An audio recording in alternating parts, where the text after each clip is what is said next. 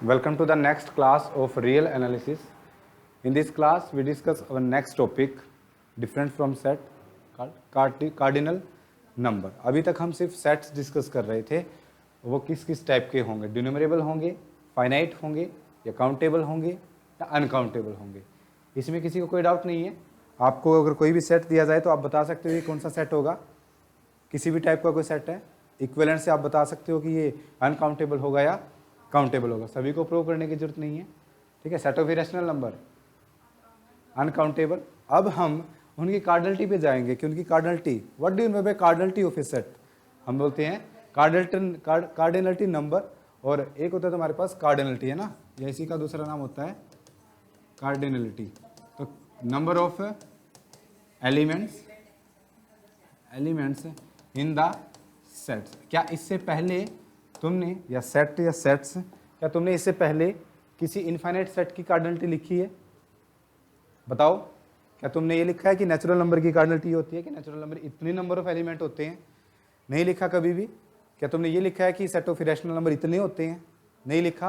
अब हम लिखने वाले हैं. ठीक है, अब हम ये लिखेंगे कि नेचुरल नंबर में इतने नंबर ऑफ एलिमेंट होते हैं, ओके, और रियल नंबर में इतने नंबर होते हैं. ठीक है, रियल नंबर के पावर सेट में कितने एलिमेंट होंगे, and up to so on. मतलब अब हम इनफाइनाइट नंबर ऑफ एलिमेंट होंगे जिस सेट में, उनकी कार्डिनलिटी को क्या करेंगे, कंपेयर करेंगे. ठीक है, एंड डिस्कस भी करेंगे. तो सबसे पहले आता है यहाँ पे फर्स्ट हिब्रू लेटर. ठीक है, जिसको हम नेचुरल नंबर की कार्डिनलिटी डिफाइन करेंगे. Okay, cardinality of a set, it is the number of element in the set. तो ये तुम्हारे पास उसकी नोटेशन होती है ऐसे करके, और ये देखा है कभी, ये एन दिख रहा है तुम्हें, लेकिन एन नहीं होता ये. ठीक है, ये तुम्हारे पास फर्स्ट हिब्रू लेटर होता है जिसको बोलते हैं एलिफ. ठीक है, एलिफ, और इसके सुफिक्स में हम क्या लगा दे, नोट, तो ये क्या बन जाता है, एलिफ नोट. ठीक है, क्या मतलब है इसका? हाँ, वो इसी टाइप का होता है. ये ऐसे कर लो, इसको ऐसे कर लो, फिर ऐसे करके, और फिर ऐसे कर लो. ठीक है, ये होता है. और इसके सुफिक्स में अगर ये लगा दे तो ये तुम्हारे पास क्या होता है, एलिफ नोट. ठीक है, फर्स्ट हिब्रू लेटर है ये कैंटर ने जब नेचुरल नंबर की कार्डिनलिटी को डिफाइन किया था, तब उसने इसको क्या बोल दिया था, उसकी कार्डिनलिटी. ठीक है, अगर इसके नीचे एलिफ के नीचे कुछ नहीं लगाया तो उसको एलिफ बोलते हैं, लेकिन इसके नीचे जीरो लगा दी, नोट लगा दी, इसका मतलब पूरा नाम क्या है, aleph naught, first Hebrew letter. It is the donation of a cardinal number, Hebrew letter.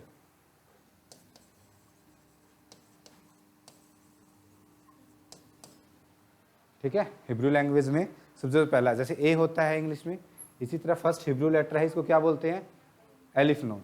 ठीक है, अब ये एलिफ नोट किसके लिए शो हो रहा है, ये नेचुरल नंबर की कार्डिनलिटी को डिफाइन करने के लिए होता है. अगर कोई नेचुरल नंबर है, सॉरी, नेचुरल नंबर का कोई सेट है तो उसकी कार्डिनलिटी क्या होगी, एलिफ नोट. ठीक है, अच्छा, फाइनाइट नंबर की तो तुम्हें पता ही है क्या होती है.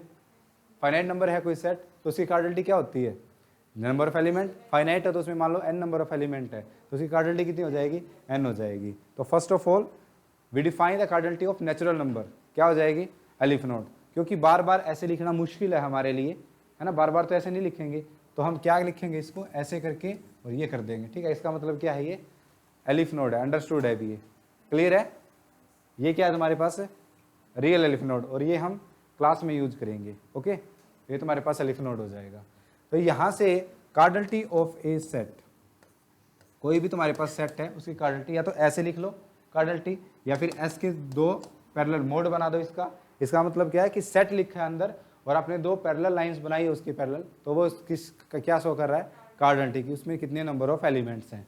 तो ये तुम्हारे पास होगी n if S is finite, अगर एस तुम्हारे पास क्या है, फाइनाइट है ना. ओके, और एलिफ नोट होगी इसकी if S is equal to n, है ना, समझ रहे हो. या एस तुम्हारे पास क्या है, एक नेचुरल नंबर का सेट हो, तो उसकी जो कार्डिनलिटी है वो क्या होगी, aleph naught, and C small C if S is equal to R, the set of real number. अगर तुम्हारे पास सी किसी नंबर की कार्डिनलिटी है या कोई रियल नंबर का सेट है या सेट ऑफ रियल नंबर है तो उसकी कार्डिनलिटी क्या लेके चलेंगे हम, सी लेके चलेंगे। ओके, क्लियर है।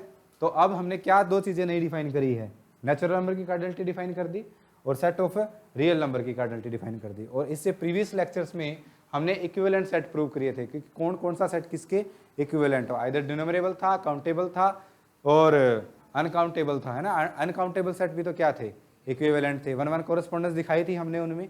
तो ये सब हमने लास्ट टाइम डिस्कस किया था, वो दोबारा डिस्कस हम नहीं करेंगे। ओके, हम जितना काम पहले कर चुके उसी को हम दोबारा डिस्कस नहीं करने वाले, उनका यूज हम करने वाले हैं। क्या आपने ये रिजल्ट पढ़ा था, ये वाला रिजल्ट है, two sets A and B are equivalent या equivalent if and only if,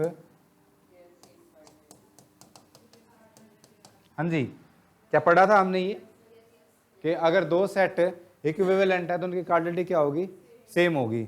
अब तो हमने सारे ही टाइप के सेट पढ़ लिए, अनकाउंटेबल सेट भी पढ़ लिए और काउंटेबल सेट भी पढ़ लिए, डिन्यूमरेबल सेट भी पढ़ लिए। वहां पे हम जब ये डिस्कस किया था तो हमने ये जो कंडीशन पढ़ी थी फाइनाइट के लिए पढ़ी थी, है ना। जब हमने डिस्कस किया था सबसे पहले ही जब सब्जेक्ट स्टार्ट किया था तो ये हमने किसके लिए पढ़ी थी, फाइनाइट के लिए नहीं पढ़ी थी। हमने 3 केस डिस्कस किए थे, एक में तो 1-1 एग्जिस्ट नहीं कर रहा था, ठीक है। उसको आप रिजल्ट को मोर टू लेस और लेस टू मोर ऐसे कर सकते हो, ठीक है। मोर टू लेस मतलब आप ज्यादा एलिमेंट से कम एलिमेंट पे जा रहे हो तो वो सेट कभी भी क्या नहीं होगा, 1-1 नहीं होगा। लेस टू मोर, यहाँ पे आप एक तरफ डोमेन में लेस एलिमेंट है, वहां पे ज्यादा एलिमेंट है तो वो कभी ऑन टू नहीं होगा। और अगर दोनों इक्वल है तभी तुम्हारे पास एक ऐसा फंक्शन एग्जिस्ट करेगा जो 1-1 भी होगा और ऑन टू भी होगा। एंड दैट्स व्हाई वो दोनों सेट के हो जाएंगे इक्विवेलेंट। इक्विवेलेंट मतलब उनके बीच में एक ऐसा फंक्शन एग्जिस्ट करेगा जो 1-1 भी होगा और ऑन टू भी होगा। Now we discuss the concept, same concept on the set of infinite numbers, ठीक है। तुम्हारे पास सेट में क्या है, इनफाइनाइट नंबर ऑफ एलिमेंट है। उसके लिए तो हमने अभी तक डिस्कस नहीं किया कि तुम्हारे पास दो सेट है और दोनों में क्या है, इनफाइनाइट नंबर ऑफ एलिमेंट है और हम उस सेट को क्या बोल रहे हैं, इक्विवेलेंट बोल रहे हैं, ठीक है। तो अब देखो जो ये रिजल्ट है तुम्हारे पास इफ एंड ओनली इफ है। ओके, अब इक्विवेलेंट है, इक्विवेलेंट तो हम लास्ट लेक्चर में प्रूव कर चुके कि ये सेट इसके इक्विवेलेंट है, ये सेट इसके इक्विवेलेंट है। और अगर इक्विवेलेंट है that implies that cardinality of that set are equals. तो अब यहां से हमने ये बोल दिया कि कार्डिनलिटी ऑफ नेचुरल नंबर है वो तुम्हारे पास क्या है, एलिफ नोड है ना।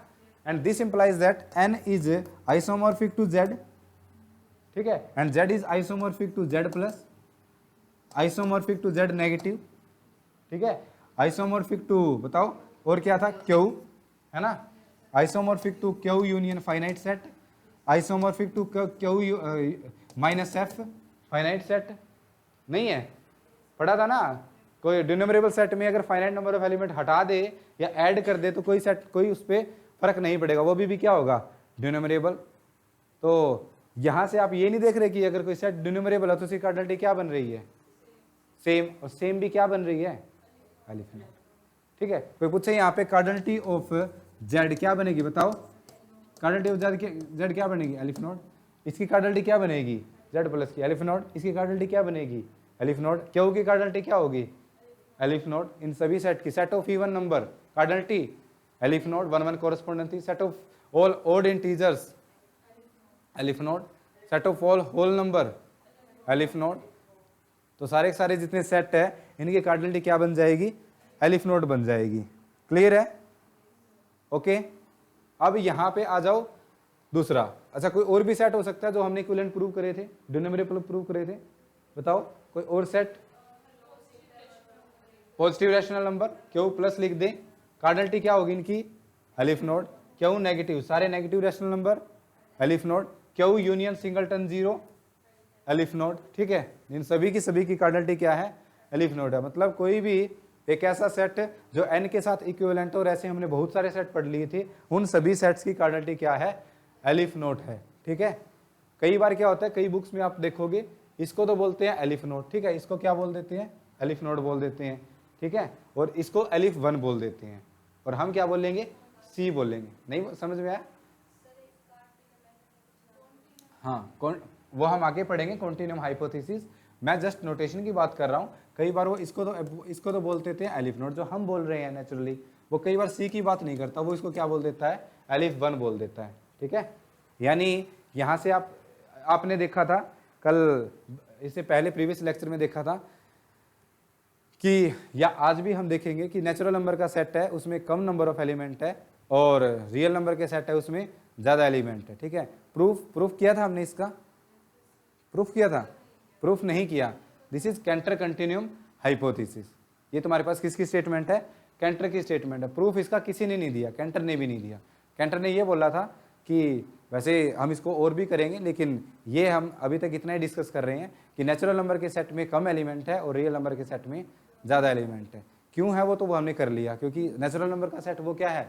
काउंटेबल है, और रियल नंबर का सेट क्या है? Uncountable. Then there does not exist a 1-1 correspondence. क्यों? क्योंकि aleph naught is not equal to C. Aleph naught is not equal to C and if only if का रिजल्ट है then A and B are not equivalent. Is that clear? तो real number का set में ज्यादा element है और natural number का set में कम एलिमेंट है। नेचुरल नंबर का set of integers, set of rationals are containing equal number of element, and set of real number any interval except phi and singleton set are also what? Uncountable, and this implies that, यहाँ से आप ये बता सकते हो कि cardinality of R is equal to C and R is equivalent to open interval a comma b such that a is less than b. It is also equivalent to close interval a comma b. It is also equivalent to R minus Q set of irrational number। ठीक है, और ये जो interval है ए coma भी, ये किसके equivalent कल दिखा दिया था हमने? ए कोमा इन्फिनिटी, ये भी दिखा दिया था। It is also equivalent to a comma infinity, इसके भी इक्विवेलेंट था। It is also equivalent to minus infinity comma a, इसके। It is also equivalent to minus infinity comma a, ये दिखा दिया था सारे इंटरवल। तो जितने भी 9 टाइप के इंटरवल थे हमने लास्ट लेक्चर में क्या दिखाए थे? सारे के सारे क्या है? इक्विवेलेंट है। प्रूफ भी किया था हमने। Is that clear? तो किसी को नहीं समझ में आ रहा तो प्रीवियस वीडियो लेक्चर देख लेना, क्योंकि मैं बार बार नहीं करूंगा यहाँ पे। And this implies that cardinality of all these number are c. इन सभी की अगर मैं कार्डिनलिटी की बात करूं तो सारे के सारे सेट की कार्डिनलिटी किसके इक्वल आ जाएगी?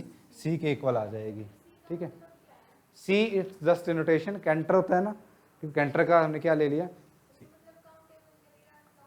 अनकाउंटेबल सेट के लिए, because set of real number is what? Uncountable. तो कोई सेट अगर अनकाउंटेबल होगा और अगर वो आर के साथ इक्विवेलेंट होगा, because there are infinite set which are uncountable and their cardinality are different, है ना।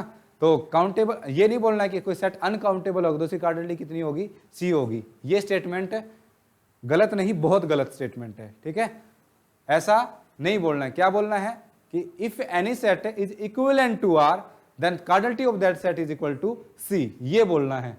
If any set are equivalent to R then that set cardinality is C, उसकी कार्डिनलिटी C होगी। ये बहुत सारे बच्चे एग्जाम में लेके या थ्योरी लेके चलते हैं कि कोई सेट अनकाउंटेबल है तो उसकी कार्डिनलिटी C होगी, जो बिल्कुल गलत है। ठीक है, ऐसे भी हम बहुत सारे सेट पढ़ेंगे जो अनकाउंटेबल होगा, उनकी कार्डिनलिटी क्या नहीं होगी? C नहीं होगी। ठीक है, तो ऐसे भी हम बहुत सारे सेट पढ़ेंगे। तो अगर कोई भी सेट R के साथ इक्विवेलेंट है तो उसकी कार्डिनलिटी क्या हो जाएगी? C हो जाएगी। और भी कुछ पढ़े थे हमने इनके अलावा कोई सेट, ये सारे इंटरवल्स हैं, 9 टाइप्स के इंटरवल है, सारे की सारी कार्डिनलिटी कितनी हो जाएगी? इनकी सी हो जाएगी। तो बच्चा बोले सर आर यूनियन क्यू की बताना कार्डिनलिटी कितनी हो जाएगी? बताना। आर यूनियन क्यू सी हो जाएगी। ये किसके इक्विवेलेंट है? आर के इक्विवेलेंट है। अनकाउंटेबल सेट है, और दूसरा तुम्हारे पास क्या है? काउंटेबल सेट है। यूनियन क्या आएगा? अनकाउंटेबल सेट आएगा। ठीक है, नेक्स्ट क्यों आएगा? क्योंकि ये इसमें क्या है? कंटेन है। क्यों इसमें कंटेन है? आर एक अनकाउंटेबल सेट है तो इसकी कार्डिनलिटी भी किसके इक्वल आएगी? सी के इक्वल आएगी। नहीं समझ आया? आ गया? C it's just a notation. Cantor था ना, कैंटर के लिए हमने क्या यूज कर लिया? Small C. कई बार यहाँ पे सी लिखा होता है, कई बुक में यहाँ पे एलिफ 1 लिखा होगा। एक तो हम एलिफ नोड लिख रहे हैं यहाँ पे, एलिफ नोड लिख दिया, या फिर एक ये लिखा होगा एलिफ 1, इसको क्या बोलते हैं? सी। ठीक है, ये इट्स जस्ट ए नोटेशन। तुम सी लेके चलो या फिर एलिफ 1 लेके चलो। हम क्या लेके चल रहे हैं? सी लेके चल रहे हैं। C is a number which donate the cardinality of set of real number. It's just a notation. इसका और कुछ भी मतलब ना लेके चले। C small C is just a number, और नंबर भी कौन सा? Cardinal number. Cardinality of real number is donated by C. हाँ जी, क्लियर है? सी और एलिफ नोट क्लियर है? तो कोई भी सेट जो आर के साथ इक्विवेलेंट है, सेट ऑफ रियल नंबर के साथ इक्विवेलेंट है, उसकी कार्डिनलिटी कितनी हो जाएगी?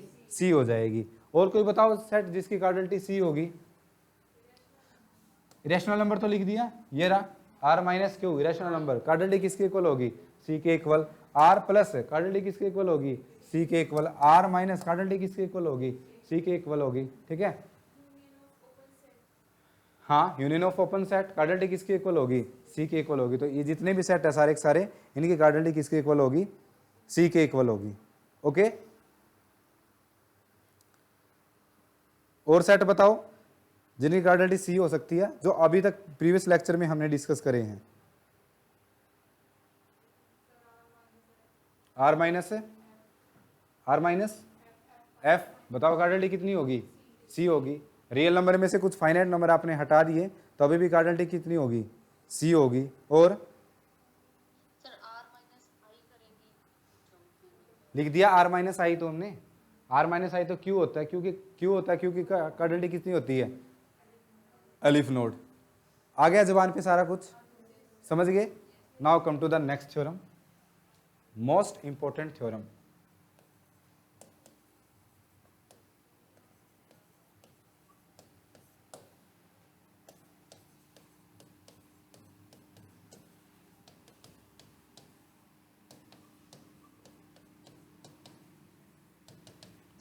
एक दिन पहले लेक्चर में बताया था ना, हाइपोथेसिस। हाइपोथेसिस मतलब ऐसा वो लेके चला था और किसी ने उसको गलत प्रूव नहीं किया है, और इसलिए तुम्हारे पास क्या है, रिजल्ट है ना। तो इसका कोई, जो हम कैंटर कंटिन्यूम हाइपोथेसिस डिस्कस कर रहे हैं, इसका कोई प्रूफ नहीं है, लेकिन हम इसको ट्रू मान के चल रहे हैं। ओके, क्या मान के चल रहे हैं, ट्रू। क्या है result, Cantor continuum hypothesis. Statement है there is no cardinal number between aleph naught and C. हाँ जी, स्टेटमेंट समझ आई, क्या बोल रहा है,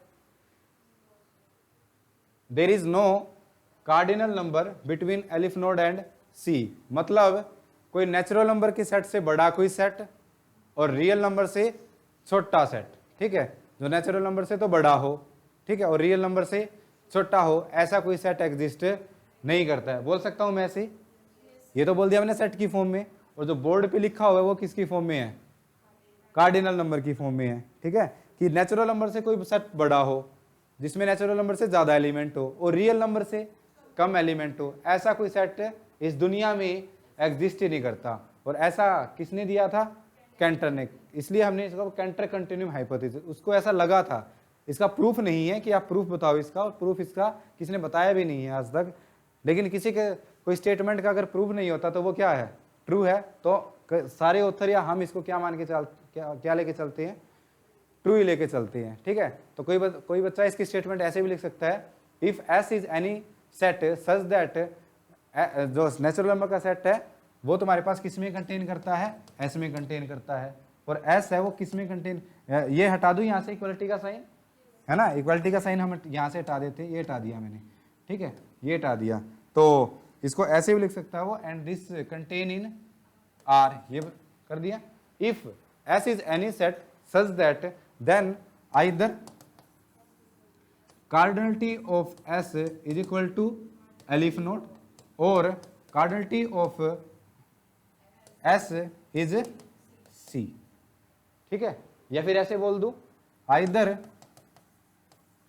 S is equivalent to N और S is equivalent to R, बोल सकता हूं ऐसे।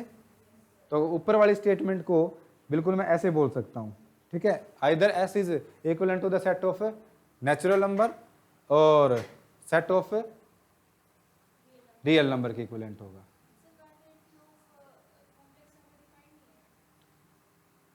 नहीं,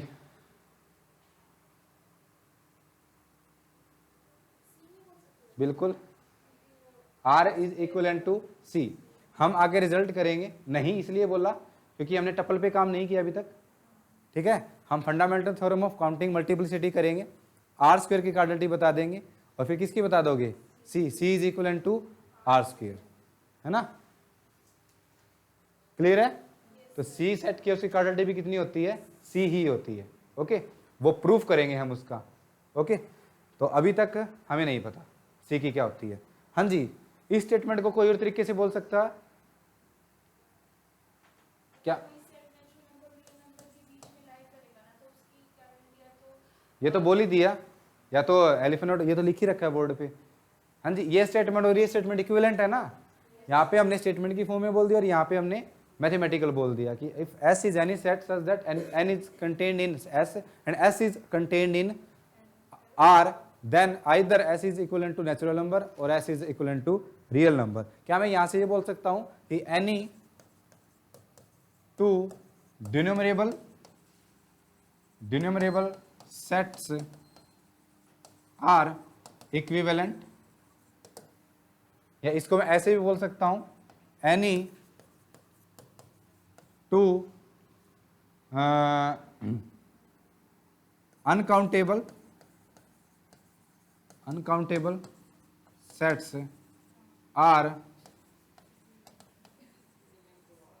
इक्विवेलेंट। इक्विवेलेंट बोला है मैंने, ठीक है। हाँ जी, बोल सकता हूं, ये ऊपर वाली स्टेटमेंट है कि दो कार्डिनल नंबर एलिफ नोट और सी के बीच में कोई भी एक दूसरा नंबर एग्जिस्ट नहीं करेगा, तो मैं ये बोल सकता हूँ कि दो सेट है और दोनों के दोनों सेट क्या है, ड्यूनमरेबल। मुझे नहीं पता तुमने सेट क्या लेके चले हैं, दोनों के दोनों सेट क्या है, ड्यूनमरेबल, तो दोनों के दोनों सेट क्या है, इक्विवेलेंट। तो बच्चा बोला सर मेरे पास दो अनकाउंटेबल सेट है, ये क्या बोल दिया मैंने, सेकंड वाली स्टेटमेंट नहीं होगी, सेकंड वाली स्टेटमेंट ये बोलना पड़ेगा if two uncountable sets are equivalent, ठीक है, या फिर ये बोलो कि इफ टू, हाँ, any two subset of R, है ना, ये लिख लो यहाँ पे, subset of R uncountable then they are equivalent, ठीक है। अनकाउंटेबल तो बहुत सारे हो सकते हैं, तो आप यहाँ पे ये लिखो, any two subset of R uncountable then they are equivalent.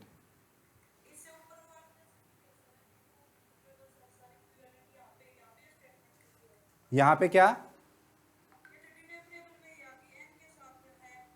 हाँ, इसलिए तो बोल रहा है डिनोमिनेबल में क्यों आ गई, क्योंकि एलिफ नोट से कोई ज्यादा कार्डिनलिटी का एग्जिस्ट ही नहीं कर रहा, है ना, एग्जिस्ट नहीं कर रहा, तो इसका मतलब कोई भी आप दो डिनोमिनेबल सेट ले लो, वो दोनों क्या है, इक्विवेलेंट।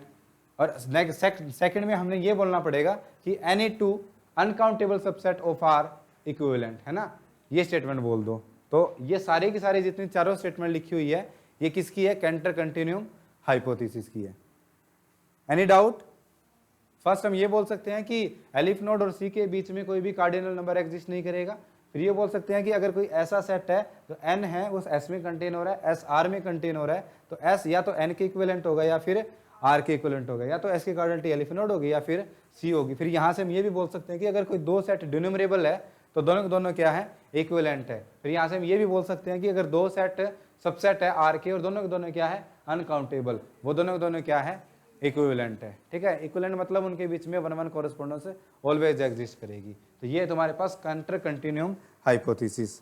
एनी डाउट, क्लियर है। अब देखो यहां से हमने पहले भी कर लिया और अब भी कर सकते हैं, ठीक है। अगर मैंने बोल दिया कि any two subset of R which is uncountable are equivalent, तो एक तो हमने प्रूव किया था, ठीक है, हमने 9 इंटरवल को क्या प्रूव किया था, इक्विवेलेंट।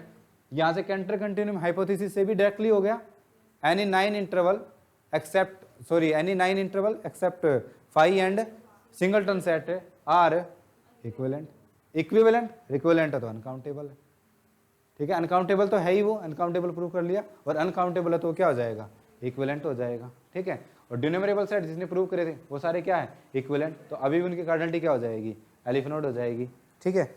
हाँ जी, इससे पहले जो हमने सारी कार्डिनलिटी लिखी थी वो बाय डेफिनेशन लिखी थी, कार्डिनल नंबर की वो है, ये है। और जो अब लिख रहे हैं हम, क्यों की कार्डिनलिटी सी है, एलिफ नोड है, वो किससे है, कैंटर कंटिन्यूम हाइपोथेसिस की, ठीक है। जेड और जेड प्लस दोनों क्या है, डिनोमिनेबल है, दोनों सेट डिनोमिनेबल है, और डिनोमिनेबल सेट की कार्डिनलिटी क्या होती है, सेम होती है, और वह क्या होगी, एलिफ नोड होगी, ठीक है, ओके। और और यहाँ पे आप ये भी लिख सकते हो, इनफैक्ट आगे ये भी लिख सकते हो, any two denumerable set are equivalent with cardinality aleph naught. आगे ये वर्ड भी लिख सकते हो, with cardinality aleph naught. Any two uncountable subset of R are equivalent with cardinality C. Uncountable है सबसेट आर का, तो कार्डिनलिटी क्या होगी? सी होगी। आप आगे ये लाइन भी लिख लो साथ में, equivalent and with cardinality aleph naught and cardinality सी।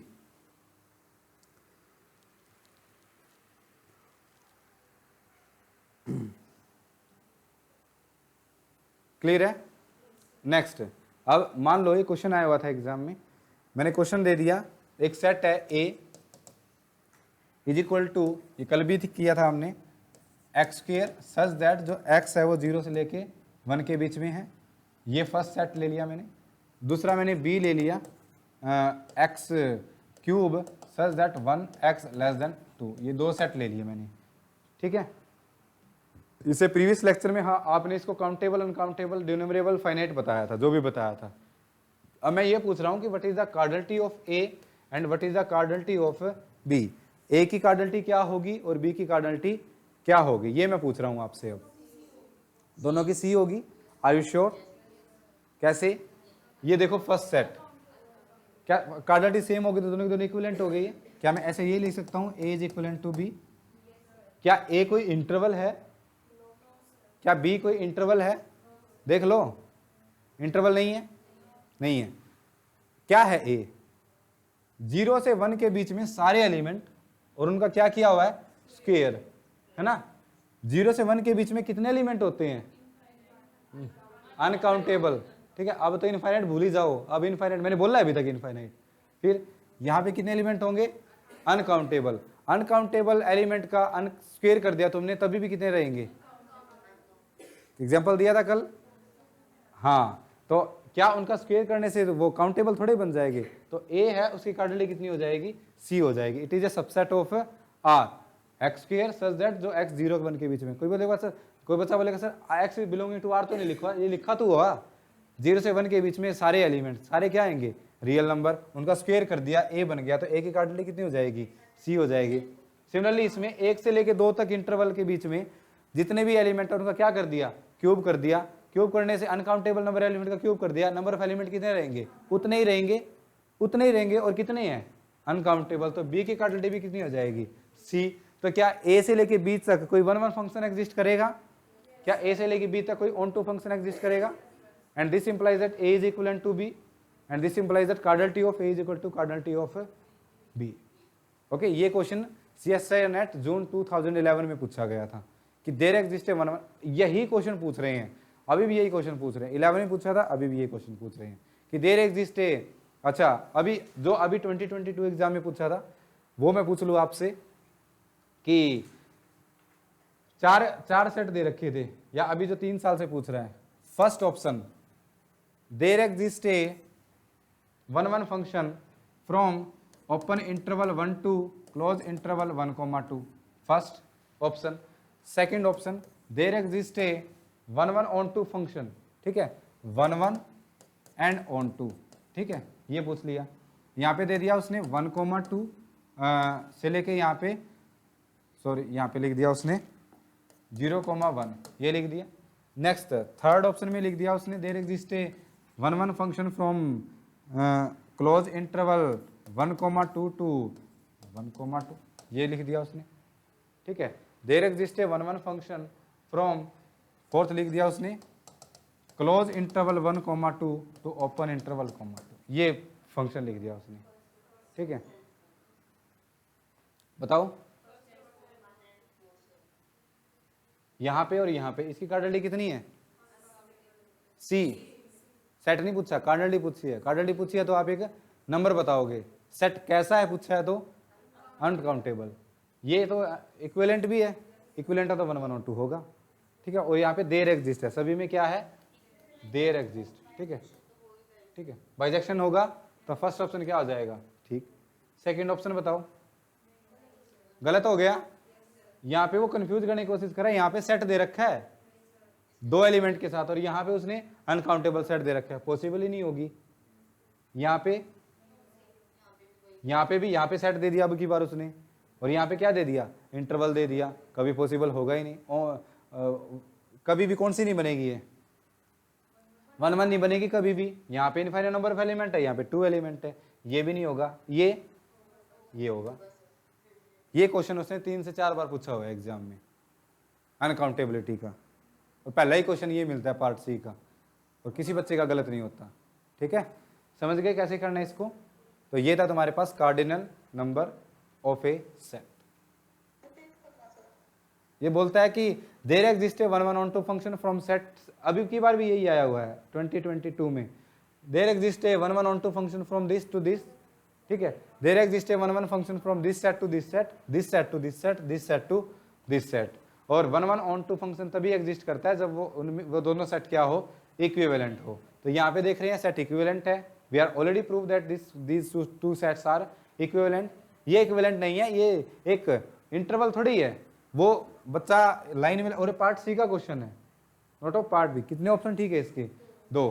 तो इसमें बोलेगा तो ये एक 2 नंबर्स का सेट है, 2 नंबर ऑफ एलिमेंट का सेट है, तो यहाँ पे अनकाउंटेबल है, तो यहाँ पे कभी भी 1 1 कॉरेस्पॉन्डेंस एग्जिस्ट नहीं होगी, यहाँ पे भी नहीं होगी, विद द सेम लॉजिक यहाँ पे हो जाएगी, क्योंकि दोनों सेट क्या है, इक्विवेलेंट है।